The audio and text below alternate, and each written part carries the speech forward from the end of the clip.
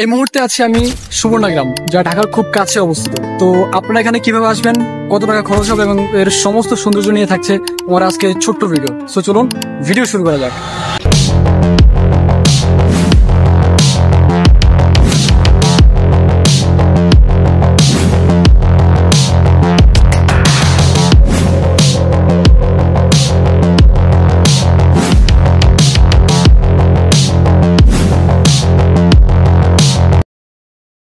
সুবর্ণগ্রাম যেহেতু আমার বাসার খুব কাছে, সেহেতু আমি পায়ে হেঁটে মাত্র 3 মিনিটে চলে গেলাম ভুলতাগাউসিয়া। আপনারা যদি সুবর্ণগ্রাম আসতে চান তাহলে ঢাকা থেকে দুইভাবে আসতে পারবেন। প্রথমে আপনারা ঢাকার কুড়িল বিচ রোড চলে আসবেন, ওখান থেকে বিআরটিসি বাস কাউন্টারে এসে জনপ্রতি 60 টাকা দিয়ে টিকিট কেটে চলে আসবেন ভুলতাগাউসিয়া। আর দ্বিতীয় হলো আপনারা ঢাকার গুলিস্তান বাস স্ট্যান্ডে চলে আসবেন, ওখানে আসলে গ্লোরিয়া এক্সপ্রেস এবং মেঘলা ট্রান্সপোর্ট এই দুইটা বাস আপনারা পেয়ে যাবেন গাউসিয়া আসার জন্য, যার জনপ্রতি ভাড়া পড়বে 50 টাকা। আর ঢাকা থেকে গাউসিয়ার দূরত্ব হচ্ছে 25 কিলোমিটার। তো এখানে আসতে আপনাদের সময় লাগবে 40 মিনিট থেকে 1 ঘন্টা। তো গাউসিয়া আসার পর আপনারা রিক্সা বা অটো পেয়ে যাবেন সুবর্ণগ্রাম যাওয়ার জন্য। তো আপনারা চাইলে আমাদের মতো রিক্সা করে জনপ্রতি 10 টাকা ভাড়া দিয়ে চলে যাবেন সুবর্ণগ্রাম, যেতে সময় লাগবে 5 মিনিট। তো দেখতে দেখতে আমরা চলে আসলাম সুবর্ণগ্রাম। এটা কিন্তু ঢাকা সিলেট মহাসড়কের পাশে অবস্থিত। এই যে এটা হচ্ছে সুবর্ণগ্রামের প্রবেশের মূল গেট। গেটে আসলে আপনারা দেখতে পাবেন ঘোড়ায় এরকম একটা সুন্দর স্ট্যাচু করা আছে। তো আমরা মেন গেট হয়ে ভিতরে প্রবেশ করতে লাগলাম। আপনারা ভিতরে ঢুকলে দেখতে পাবেন যে এখানে অনেক বড় একটা জায়গা জুড়ে আপনার পার্কিং এরিয়া আছে। আপনারা চাইলে যারা গাড়ি নিয়ে আসবেন তারা এখানে পার্কিং করতে পারেন। অনেক বিশাল একটা এরিয়া এখানে কিন্তু। তো চলুন ভিতরে যাওয়া যাক। মেন গেট দিয়ে একটু ভিতরে গেলে আপনি দেখতে পাবেন টিকিট কাউন্টার। এই যে এটা হচ্ছে তাদের টিকিট কাউন্টার। এখানে বড়দের জন্য এন্ট্রি ফি হচ্ছে 300 টাকা, যার সাথে একটা রাইড ফ্রি থাকবে। আর যাদের 10 বছরের নিচে বয়স তাদের জন্য 200 টাকা এন্ট্রি ফি, আর শিশুদের জন্য এটা ফ্রি। আর এখানে কিছু প্যাকেজ সিস্টেম আছে, তো আপনারা সেগুলো নিতে পারেন। আমি এরকম কিছু প্যাকেজ ডিসক্রিপশনে লিখে দিব, আপনারা দেখে নেবেন। তো আমরা যেহেতু ছিলাম 2 জন, সেহেতু আমরা জন প্রতি 300 টাকা করে 600 টাকা দিয়ে 2টা টিকিট কিনে নিলাম। দেন আমরা ভিতরে যেতে থাকলাম। তো আমরা এখন গেট দিয়ে প্রবেশ করতেছি ভিতরে। মূলত এই দিক দিয়ে আপনি প্রবেশ করতে হবে। এই যে এখানে আপনার টিকিট চেক করবে। তো আমরা যেহেতু 2 জন আসছি, সো আমাদের টিকিট এখানে চেক করা হবে। মূলত আপনাকে এই দিক দিয়ে উপরে যেতে হবে, উপরে যে অপোজিট পাশ দিয়ে নামতে হবে। এইটা হচ্ছে প্রবেশ পথ, এই দিক দিয়ে উপরে যেতে হবে আপনাকে।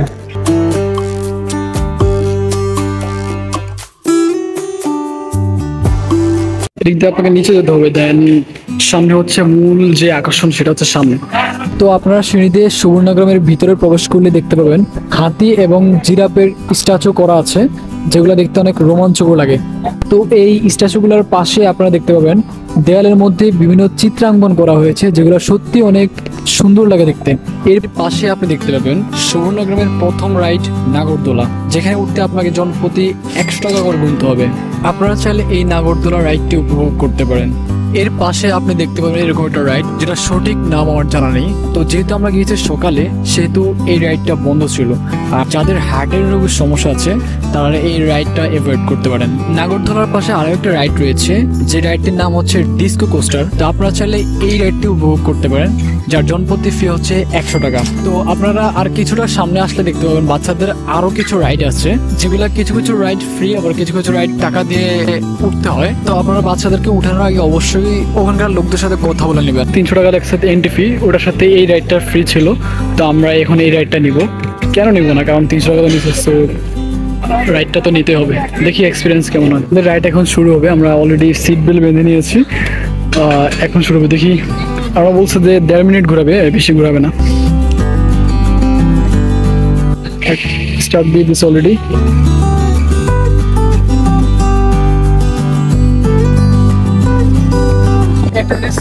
যারা সমস্যা আছে তারা এই রাইডে উঠবেন না, কারণ হচ্ছে এটা এমন ভাবে ঘুরে আপনার মাথা ঘুরতে থাকে, বুঝছেন। আমি কখনো উঠি নাই, আমার এই ফার্স্ট টাইম অভিজ্ঞতা। সো সমস্যা উঠতেই পারে, সমস্যা আছে, মাথা ঘোরার সমস্যা, তারা উঠেন। তো এই রাইডটা ঘুরে শেষে আমরা নেমে গেলাম। তো আপনারা এর পাশে আরো একটি রাইড দেখতে পাবেন, যেটা বেশ চমৎকার। তো আপনারা চাইলে এই রাইডটাও উপভোগ করতে পারেন। এটার জনপ্রতি ফি হচ্ছে 100 টাকা করে। তো চলুন আমরা এই সবগুলো রাইডের সিনেমেটিক শট দেখে আসি।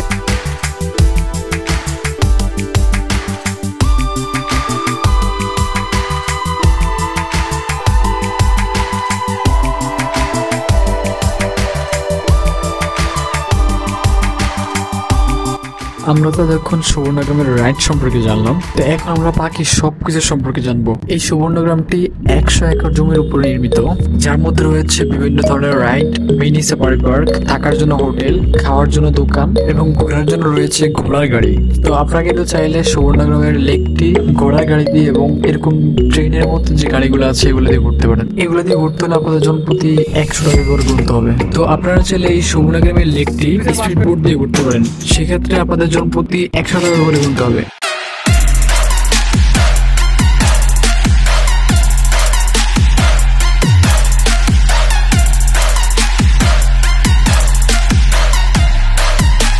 তো এইবার চলুন এখানে থাকার হোটেল সম্পর্কে আমরা জেনে নিই। এখানে কিন্তু বেশ কয়েকটা রিসোর্ট আছে, তবে দুইটা রিসোর্ট হচ্ছে সুবর্ণগ্রামের লেকের মাঝখানে, যেগুলো দেখতে খুব দৃষ্টিনন্দন।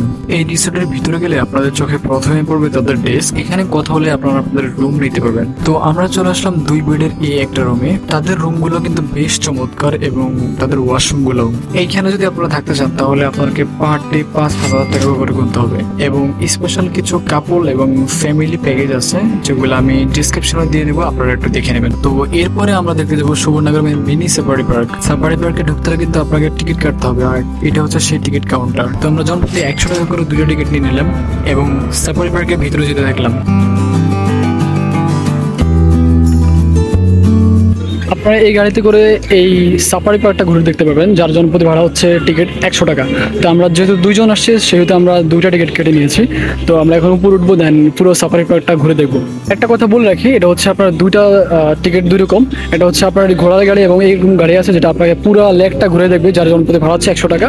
এবং আপনি এরকম গাড়িতে করেও সাফারি পার্ক ঘুরতে পারেন, যেটা বললাম জনপ্রতি ভাড়া 100 টাকা। তো টিকিট কাটার সময় অবশ্যই টিকিটটা দেখে শুনে কিনবেন।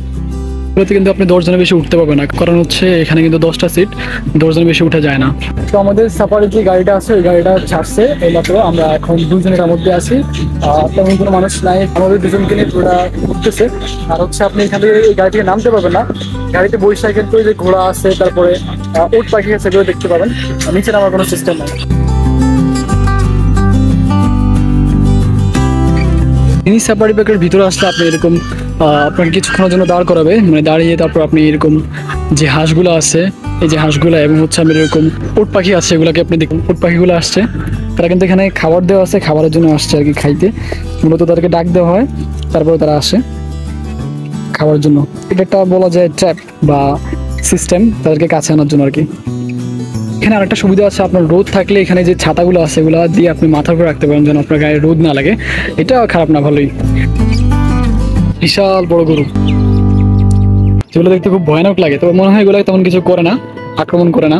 হিংসাত্মক হলে কিন্তু মানুষ সেভাবে যাইতে পারতো না অবশ্য। এখানে কিন্তু অনেকগুলো ঘোড়া এবং গরু আছে। এর ভিতরে কিন্তু পাখি আছে, যেটা কাছে গিয়ে দেখতে পারলে ভালো লাগতো, বাট এটা দূর থেকে দেখা লাগতেছে, যেটা খুবই খারাপ লাগতেছে। কাছে গিয়ে দেখলে ভালো লাগতো অবশ্য।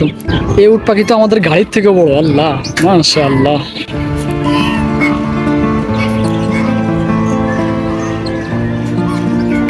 তারা আসলে কিছু করে না, মানে যদি কিছু করতো হিংসাত্মক হইতো তাহলে কিন্তু এইভাবে আমরা ঘুরতে পারতাম না।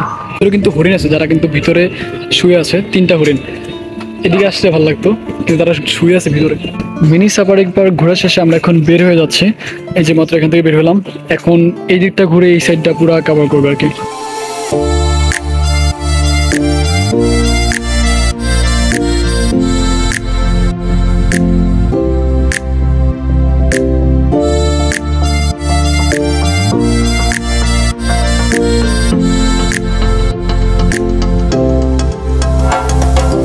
তো আমাদের যেহেতু ঘোরা শেষ, আমরা এখন নেমে যাচ্ছি।